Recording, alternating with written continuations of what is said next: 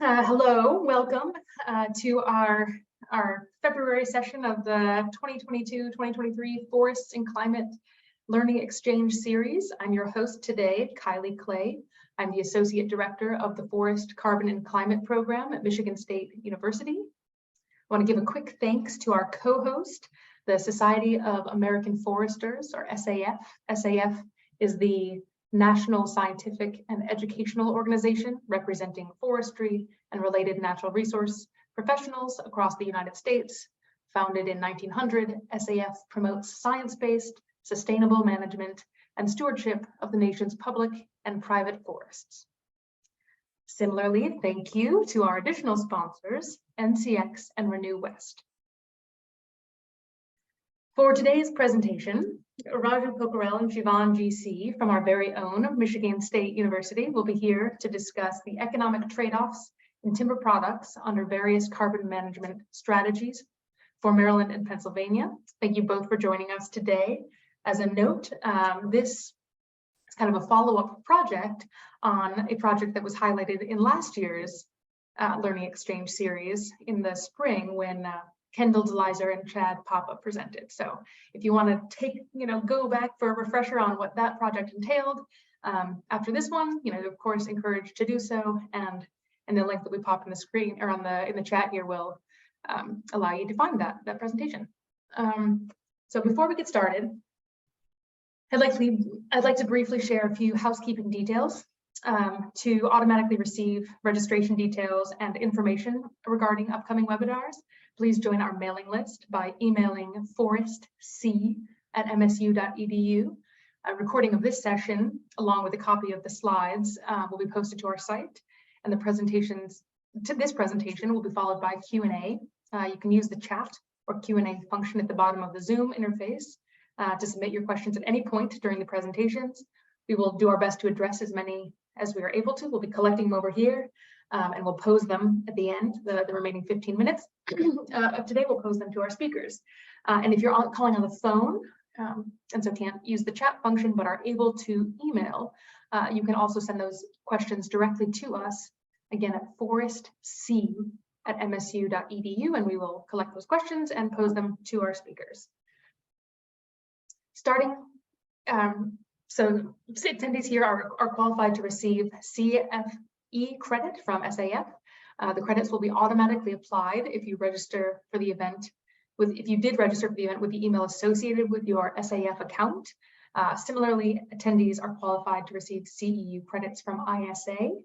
So please email forestc@msu.edu to receive the event code necessary to receive those credits. And with that, I will hand it over to Raju and Shivan, and thank you guys so much in advance. Okay, sorry for the trouble. Hello, everyone. Again, my name is Shivan GC, and today I'm here with Dr. Raju Pokharel to share findings from economic trade-offs in timber products under various carbon management strategies from Maryland and Pennsylvania. Can you go to the next slide? Thank you. Here's an outline for our talk today. I'll begin with a brief background of this project. What are the objectives that we're trying to address here? Discuss a little bit about different carbon management scenarios that we looked at to compare economic trade-offs of timber and carbon products and methods employed for economic analysis. And then Dr. Pokharel will share findings from the analysis later on. Next. So we all are aware that climate change poses significant threat to our society and ecosystems. And in recent times, there has been an increasing recognition of forest role in combating climate change. That's because forests sequester carbon dioxide from the atmosphere and deposit it in different repositories, which are also known as carbon pools. These can be ecosystem pools, as you can see in the image here, which contains above and below ground biomass, litter, deadwood, and soil. The forest that's accumulated in this ecosystem pool can live, some of it can live back to the atmosphere through processes such as decomposition, combustion, and respiration. And when timber products are harvested from the forest, the carbon accrued in ecosystem pool transfers into the products pool. So long as the products are in use, carbon is still stored in these harvested wood products, and ultimately it returns to the atmosphere once the products are disposed and decomposed. But this process can take a few years to several decades, depending upon the product that was generated from the timber harvested. And forests can act as a sink and source of carbon, depending upon the rate at which carbon dioxide is accumulated in the forest versus the rate at which it is released back into the atmosphere. And when we look at US data in 2020, the forests in the United States sequestered 767 million metric tons of carbon dioxide equivalent, which represents an offset of 13% gross greenhouse gas emissions the same year. Now, because of all this, there's growing recognition of forest role in climate change, and it has spurred interest among policymakers, state and federal government agencies, and people in academia like us to understand how such benefits from forest can be increased even more in the future. Interest in needs-based solution to climate change has given rise to this concept of climate smart forestry, which is basically a targeted approach for enhancing climate benefits from forests. And climate smart forestry has three main pillars, which include reducing and removing greenhouse gas emissions to mitigate climate change, adaptive management of forest for building resilient forest systems, active forest management to sustainably increase productivity and provide all benefits that forests have to offer. In US, federal and state government agencies are looking for avenues of increasing climate benefits from forest, but also meeting forest product demand of industry and citizens. Also, they're trying to maintain forest health for present and future generations' use. And in one such effort, can you go to the next slide? Thank you. State governments in Pennsylvania and Maryland contracted with MSU FCCP Forest Carbon and Climate Program, as Kylie mentioned earlier, to understand the impact of existing forest and management practices in each of these states on emissions level at present, and also how these forest management practices impact forest health and climate benefits in the future. And that project modeled a number of forward-looking forest carbon management scenarios to understand how different carbon management scenarios would perform in terms of carbon sequestration in the future. That was done by using a carbon budget model of Canadian forest sector, and also the project modeled customized life cycle harvested wood products model to understand how carbon is accumulated in harvested wood products. But carbon is only one of the bundles of ecosystem services that forests provide. And management practices aimed at increasing carbon benefits from forests can have varying impacts on other ecosystem services generated by the forest. Besides that, all carbon management strategies can have a certain amount of cost associated with them. So for meaningful forest carbon management decision-making, we need to look at benefits versus cost of different management practices, and also what kind of impact it has on other ecosystem services that forests provide. So as a follow-up to the earlier project, Pensoil RC&D contracted with MSU again to look at economic trade-offs of model forest management actions resulting from the earlier project. Next. So the objective of this current project is to quantify financial trade-offs of carbon and timber products resulting from the CBM-CFS management scenarios for increasing carbon compared to business as usual scenario. Management scenarios that were modeled in CBM-CFS include business as usual, which represents continuation of current management practices in terms of acres harvested, amount of thinning done, and prescribed burn acreages. And projection for that model starts from 2020 and goes up to 2170. For our financial analysis, we look only up to 2100 because of uncertainty in market conditions in the long term. And BAU scenario provides a basis for comparison to other alternative scenarios. Alternative management scenarios were created by changing BAU parameters beginning in 2020, and they represent changes as a result of future management decisions and disturbance events. And these scenarios relate to one specific practice or objective where only one BAU practice had changed and the rest of the BAU remains the same. Next. Alternative management scenarios looked at many different scenarios. I think we looked at 10 including BAU. Extending rotation is one of the alternative management scenarios that was considered, which encompasses increasing average rotation age of stands in both of these states.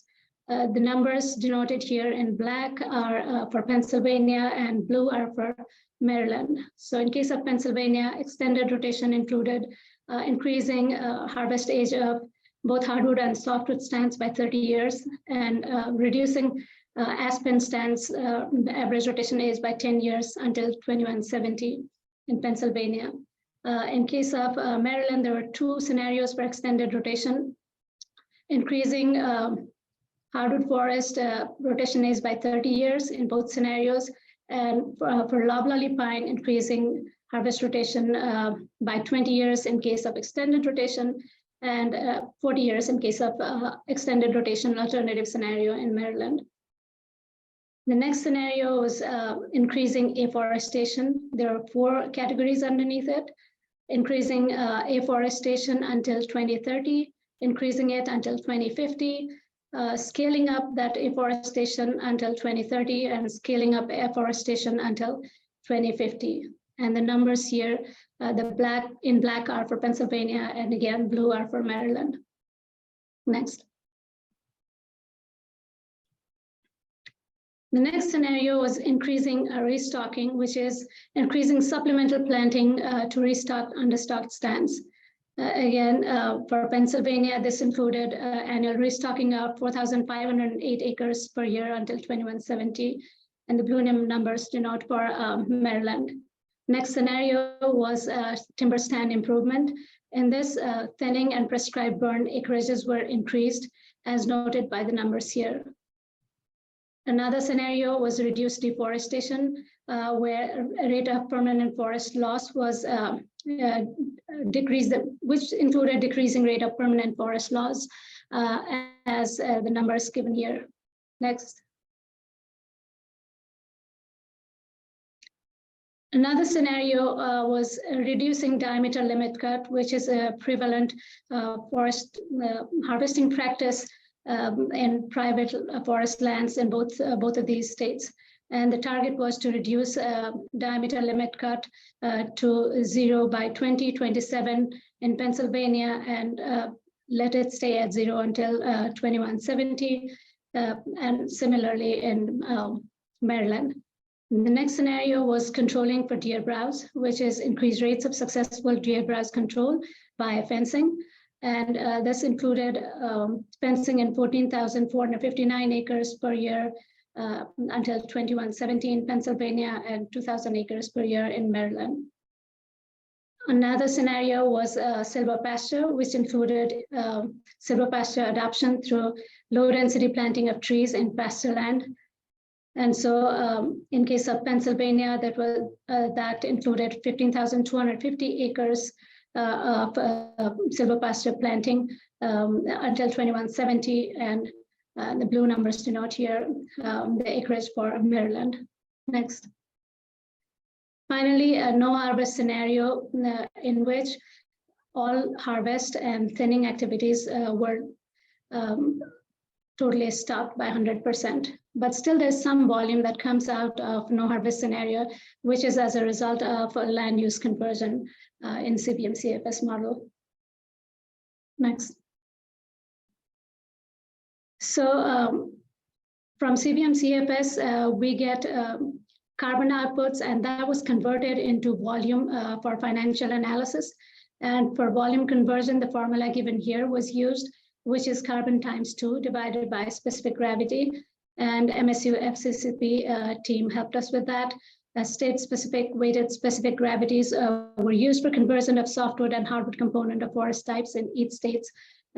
As you can see noted here in yellow boxes there, weighted specific gravities for each state by softwood and hardwood species group.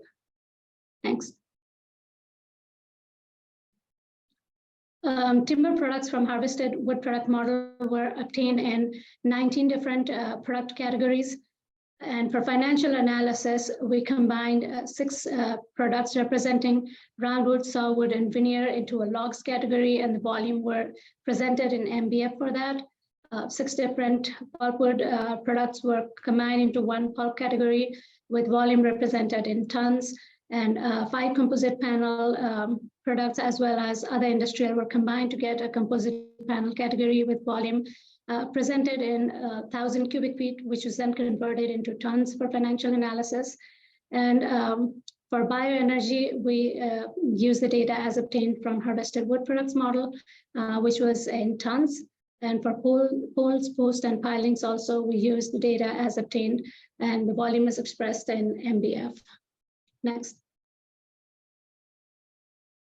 To quantify financial trade-off of carbon and timber products resulting from CBM-CFS model, we calculated net present value for each model scenario and compared that with a business as usual scenario. Here's the formula for NPV, which is basically a summation of the present value of all revenues that we can obtain from timber products and carbon credits, minus summation of all the costs incurred in implementing forest management practice. And for financial analysis, we looked at 4 different time periods: short-term, medium-term, medium-long-term, and long-term, where short-term represents 2023 to 32, medium-term 23 to 50, medium-long-term 2023 to 2070, and long-term 2023 to 2100. C in the formula above is cost. I is minimum acceptable rate of return. For the results that we present today, the interest rate used is 5%, but we did a sensitivity analysis by changing the interest rate from 3 to 15%. And T is the time in years during the period considered. Next. To estimate revenue from timber products, we looked at the volume of timber products harvested in different product categories and multiplied by per unit stumpage price to get revenue from the timber products. To obtain revenue from carbon credits, we estimated carbon dioxide equivalent under each scenario and multiplied that by market price of carbon. And carbon dioxide equivalent was estimated by calculating the difference in volume harvested under business as usual and model management scenario, dividing it, that difference by 2 and multiplying by 3.67, which is the conversion factor used for converting carbon into carbon dioxide equivalent. The assumption we made here was that whatever volume, extra volume was harvested compared to business, but not harvested compared to business as usual scenario, that was eligible for enrolling in carbon program and earning revenue at the market price of carbon. Stumpage price information for revenue estimation from timber products was obtained from Maryland Department of Natural Resources and Pennsylvania Department of Natural Resources. In case of Pennsylvania, average stumpage price from 2016 to 2021 was obtained for hardwood and softwood species group for different product types, as you can see in the table here. Starting year 2023, stumpage prices were increased by 3% every year for hardwoods and 2.5% per year for softwoods. These percentages were chosen based upon historical timber price trends in Pennsylvania from 2007 to 2017, as per Jacobson 2022. In case of Maryland, average stumpage prices were obtained from 2010 to 2021 by product type and species group, as shown in the table here. And this average price was used as a baseline price for year 2022. Starting 2023, stumpage prices were increased by 3% every year for hardwoods and 1% per year for softwoods till 2032, and then 2.5% starting 2033. That was after consultation with project partners in Maryland to better represent market conditions in the state. Next. For forest management practices cost, the cost information was obtained from Environmental Quality Incentives Program Payment Schedule 2022 for Pennsylvania and Maryland, and different management practices that were undertaken under each scenario were obtained from MSU FCCP team. Types of forest management practice, the costs that we included in our analysis include thinning, prescribed fire, site preparation cost in clear-cut areas, stand establishment cost in clear-cut areas, afforestation cost, restocking, fencing cost, and silvopasture planting cost. For silvopasture planting cost, we had information for Maryland, but not for Pennsylvania, and so we used Maryland's data as a proxy for Pennsylvania. Starting year 2023, all forest practices costs were increased by 1.69%. Per year to account for inflation. This is based upon annual inflation data from 2007 to 2017. Next. To estimate revenue from carbon credits, we obtained carbon price from live carbon prices today, which is an online platform that has current market price of carbon. It's maintained by carboncredits.com. We use nature-based offset. You can see that it's $7.40 per ton of carbon dioxide equivalent when we took the snapshot here, but in our analysis, we used $8.29. This was obtained in October 6th of 2022. From that, we deducted a transaction cost of carbon, and transaction cost of carbon was estimated using the formula given here, which is TC is equals to 1 plus 0.23 times PC, where 1 is the fixed cost of carbon, $1 per ton, and 0.23 represents 23% of the market price of carbon, which is the variable cost of carbon. So this formula was obtained from Pearson et al. 2013, and starting year 2023, carbon price was assumed to increase by 2% every year. Now we move on to findings, and I'll hand it over to Dr. Pokharel. Thank you. Thank you, Shivan. So can you all hear me?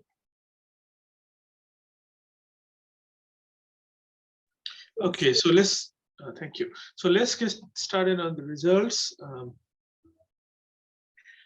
So first thing I would like to present is the these graphs on how the total harvested timber products changes over time on this on CBM model. So the red line here represents the business as usual scenario for both Pennsylvania and Maryland. You can see that the harvested wood product volume is going to go down over time. So in Pennsylvania, it is going to change from about 11 million tons to about 10 million tons in these next 70 years, 80 years. Maryland has a little bit less harvested timber volume, where it is about 1.95 million tons in 2023, which is also slightly declining over time until 2100. So when we extend the rotation by 30 years for the hardwood and softwood, and in Pennsylvania, at the beginning, the there is a significant drop in the available harvested wood products, which slowly catches up, and then the harvested wood product after the 2050, due to the extended rotation, would be more compared to business as usual scenario, whereas in Maryland, with extended rotation, both extended rotation and alternative extended rotation, in both cases, the available wood products would be less than business as usual until the medium long term, about up to 2080, and then there would be more wood products available, and then at the end there would be a sharp decline in the available wood products as well. So that's the comparison. So when we look at the afforestation, the afforestation scenarios tend to move alongside the business as usual scenario in both states. Here in Pennsylvania, you can see that there would be a cyclic relationship between the afforestation and business as usual scenario over time, and I think that makes sense, because with increased afforestation activities, there will be more timber available for harvest. Once you harvest that, it goes in that cyclic trend. We see a similar kind of trend in Maryland as well. But in most of the time, the available wood products under afforestation scenarios would be a little bit less in Maryland compared to business as usual.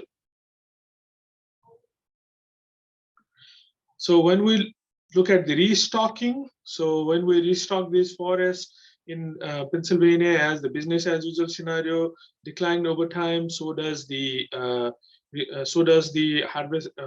available timber under the restocking scenarios, and you can see that we are restocking only 2,500 per acre till 2030. So that's why there is a little bit increased volume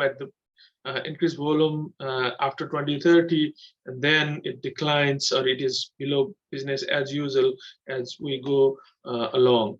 And in Maryland, there are two restocking scenarios. In both scenarios, we can see that there is more volume at the beginning, and then there's less volume for a fairly some period, and then there's more around 2070, and then it fairly stays above the business as usual scenario. So each state exhibit different trends due to restocking, and that is because we are restocking at a different level in Maryland and Pennsylvania. So with the timberland improvement in the blue line represents the timberland improvement, timber stand improvement in Pennsylvania, and you can see that there's significant increase in the available timber volume in Pennsylvania due to the timber stand improvement, because you can see here about 14,892 acres per year is improved with these activities, whereas the improvement is more but not that significant, and it tends to move alongside the business as usual scenario in Maryland, and that is because less acres per year is managed under timber stand improvement in Maryland. In both cases, the harvested timber volume increases over time with the reduced diameter limit cut. Also, with the available timber volume is less for almost all the time in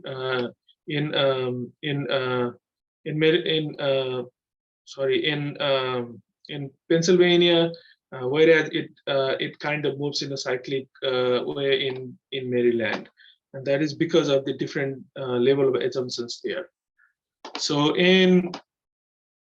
with controlled deer browse and silver pasture, there's not much change. The trend is almost similar to the business as usual scenario in Pennsylvania, whereas in Maryland, with the silver pasture, there's increased harvest at the beginning.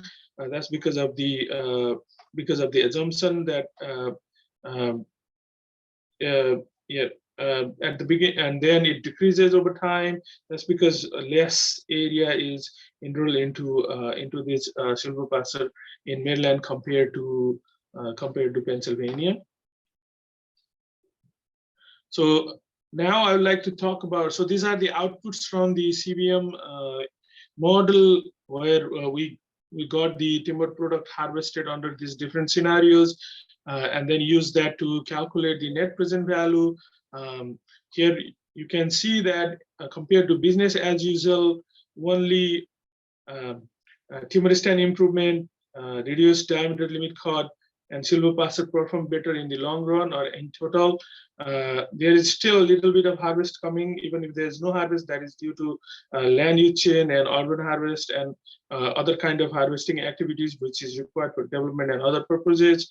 The extended rotation and agroforestry, long-term agroforestry, restocking, all of them have lower timber volume in long run.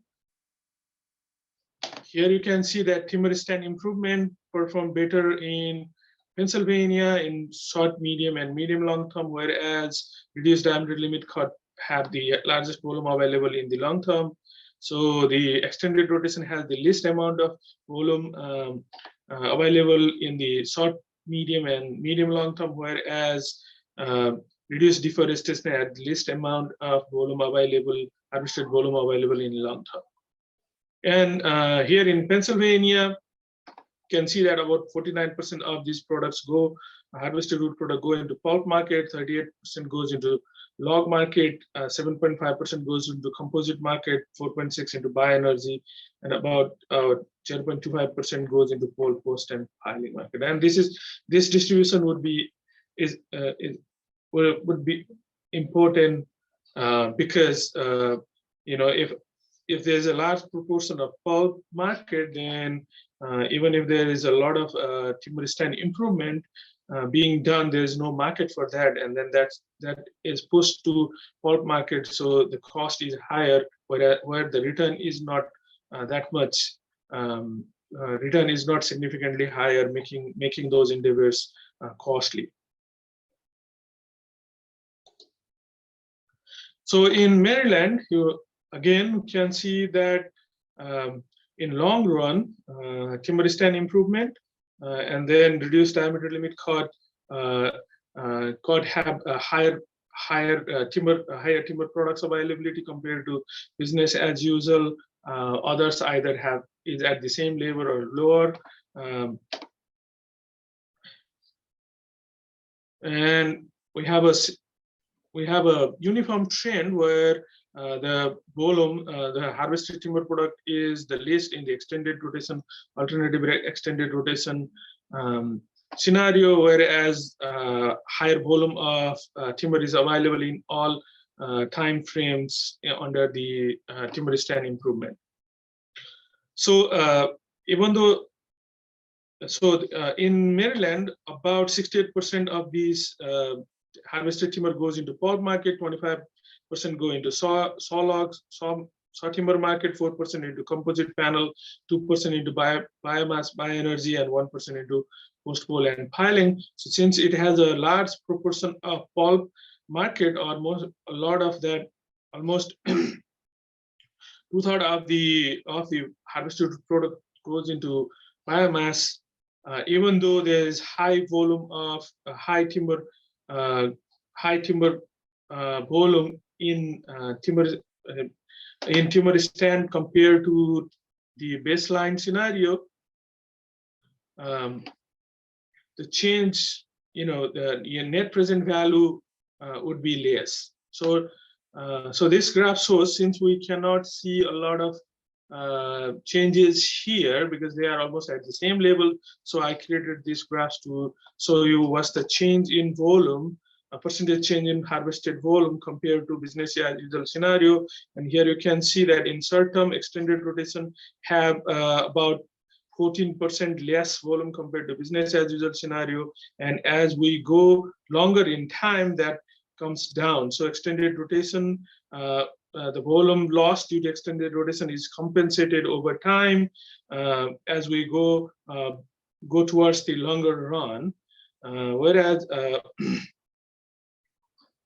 in Maryland Maryland also it's same, but in short period of time there is not a lot of change, which is represented by blue graph. The available timber volume or the change in the available timber volume increases in the medium time frame, and then it reduces over time as we approach the long run. So here you can see in Maryland with TSI, with timberland stand improvement, change in volume to business as usual scenario goes down, but it still is positive over time. And then same is also true in Pennsylvania. Reduced diameter cord, there's a lot of timber, there's a lot of positive change in timber, harvested timber availability in long run. Same thing here in Maryland as well. So one of the interesting thing we observed is in silver pasture in Maryland, and in short run, what happens is there's a positive change in available timber, or there's more timber available compared to business as usual, which changes, which flip side with the time as we go longer or more towards 100 year, then that goes towards negative.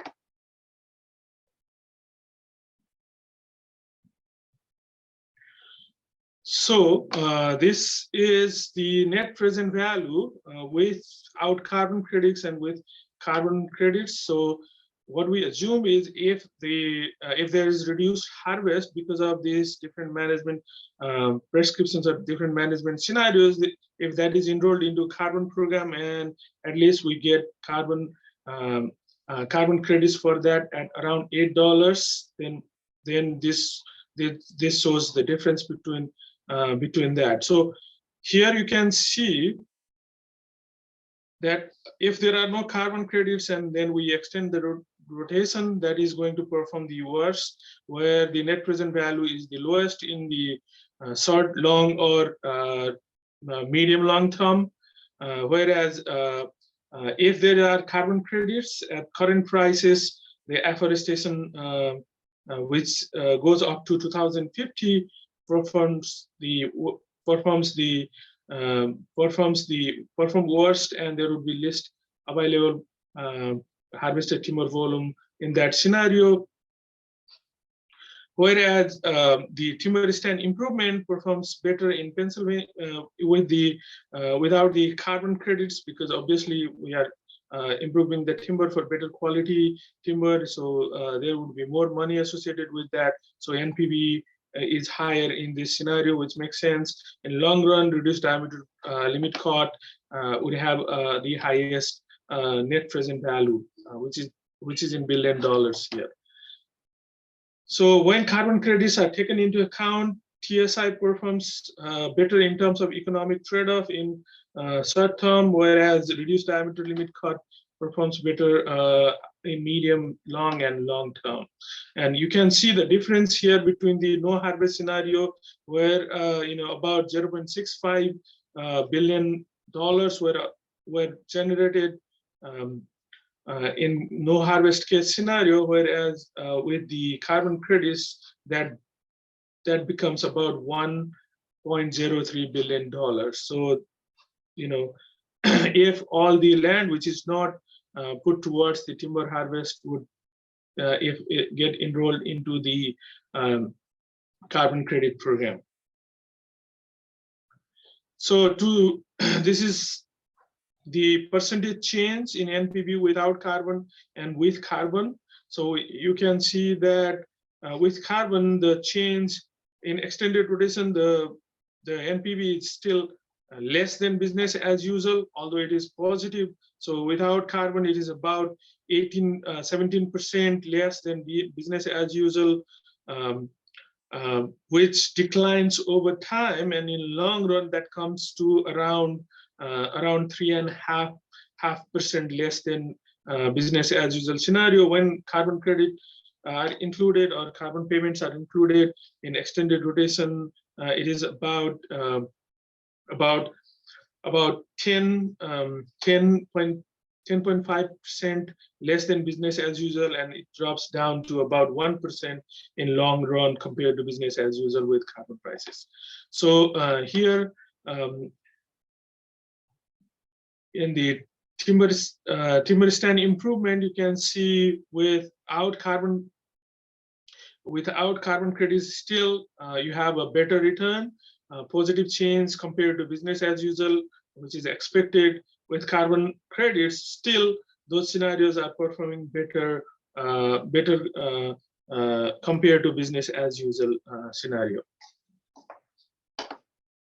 So in general, what happens is with carbon credits, this percentage change with the business as usual were reduced or goes down in most of the scenarios where we are limiting harvesting, but they are not enough at the current market price to balance it out.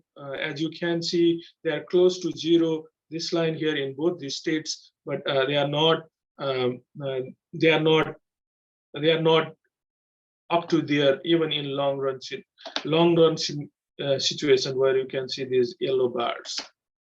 Obviously, reduced diameter limit cut and timber stand improvement are going to perform better because you are doing intensive management to improve the quality as well as quantity of timber in these scenarios. So in Maryland, net present value. So here you can see the afforestation scenario have the lowest amount of harvested wood products available if there are no carbon credits. Whereas if there are carbon credits, then that kind of switches, and then in long run, timber stand improvement would perform bad. As I said, about 68% of the market in Maryland is the pulp market. So with this timber stand improvement in long run, what happens is you may have high quality timber, but there is not enough market to sell that. So you have a larger cost to do that, but there's no market to sell those products, or there are no sawmills to buy it, so you have to sell it at a lower price, and then your cost is larger than your revenue, and then timber stand scenarios would perform worse and have less in net present value compared to other scenarios. So in Maryland, business as usual scenario performs better in terms of available harvested timber products in long run. With carbon credits, that changes to afforestation scenarios and reduced diameter limit cut in short term, whereas afforestation scenarios in short term in long run. So when we compare this net present value in Maryland with the business as usual, you can see these bars going all the way higher here. So you can see that both extended rotation as well as the extended alternate rotation, both of them in long run, they kind of balances out, and then the net present value, the difference between the business as usual declines. You can see here the decline. Same thing in the extended rotation in with the carbon price as well, whereas the bars are much lesser, so the difference is somewhat covered by the extra revenue generated through carbon credits. Whereas extended rotation kind of in long run, if alternative extended rotation can perform well and produce better revenues than business as usual in Maryland. So here, the afforestation has the highest level of difference with the business as usual, which also goes down over time from about 9% to about 4% in both in Maryland. Silver pasture, in the short term have positive difference, meaning that it is producing more net present value compared to business as usual, but that changes over time and that increases over time in long run. controlled year browse also increases over time, whereas with the inclusion of carbon credits with the controlled year browse, that's when you would see it going in the opposite direction, and then in the long run, your return from controlled year browse would be almost same as the business as usual scenario. So let's look at some of the sensitivity analysis we did on the carbon prices. Here you can see that there's a net present value increasing with increasing carbon prices in extended rotation, afforestation that goes up to 2050, afforestation, scaled up afforestation that goes up to 2030. So and then with restocking in the forest, and then reduce deforestation, and then no harvest.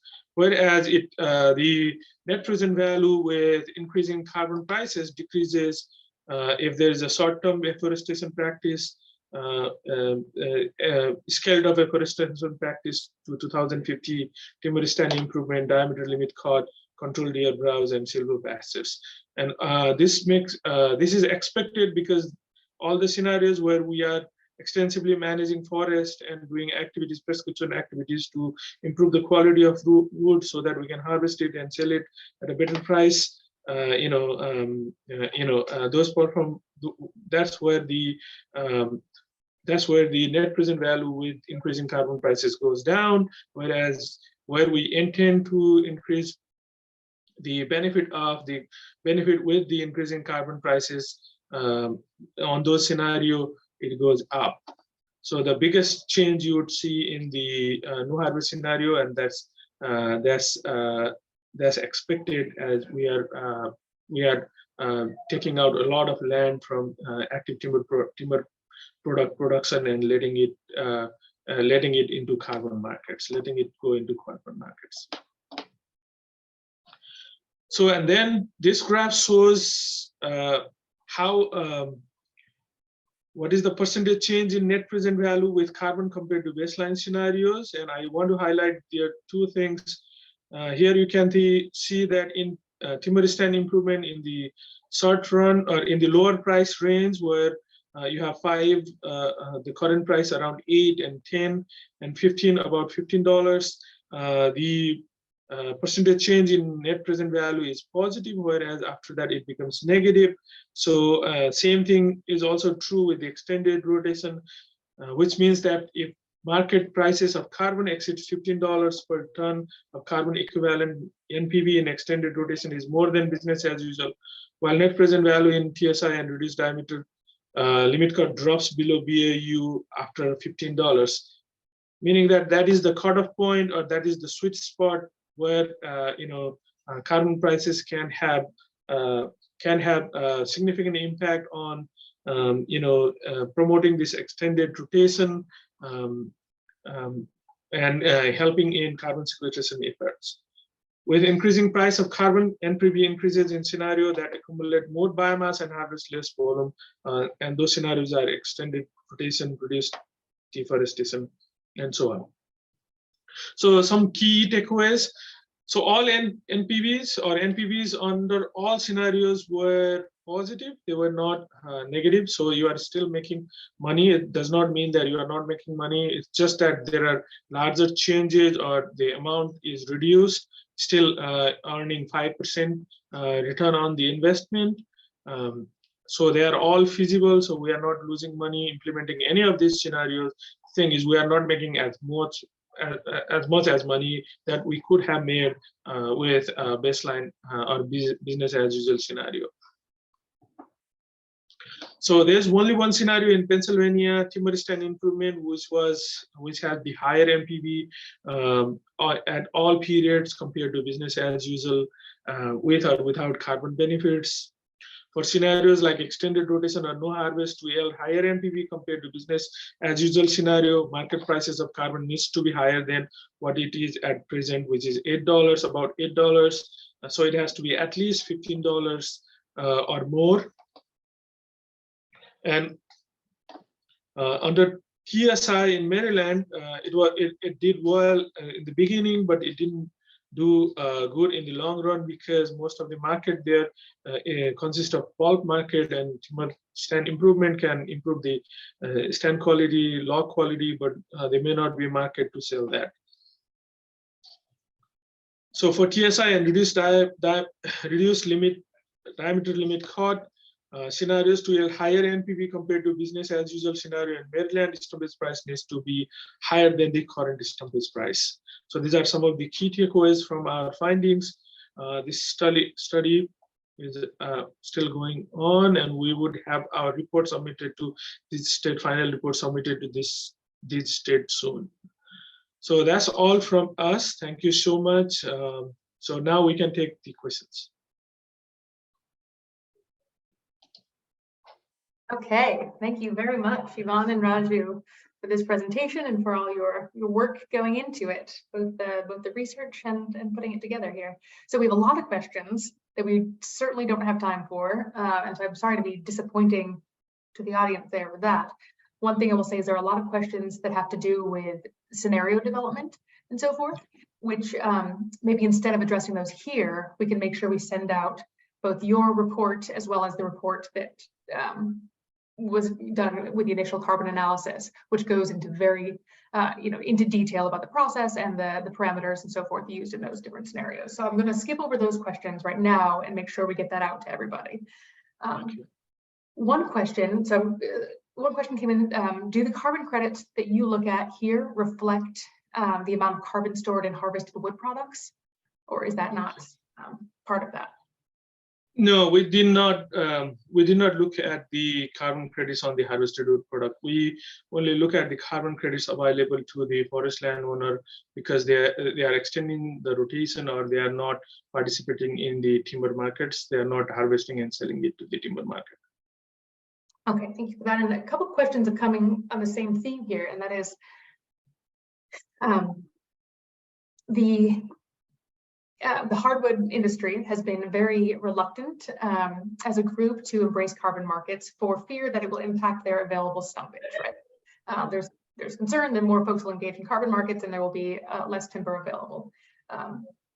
So your results seem to confirm that. So wondering your general thoughts and an additional observation in line with that, if the carbon price is at least $20 a ton, this will lead to a greater NPV relative to the baseline for the extended harvest scenario.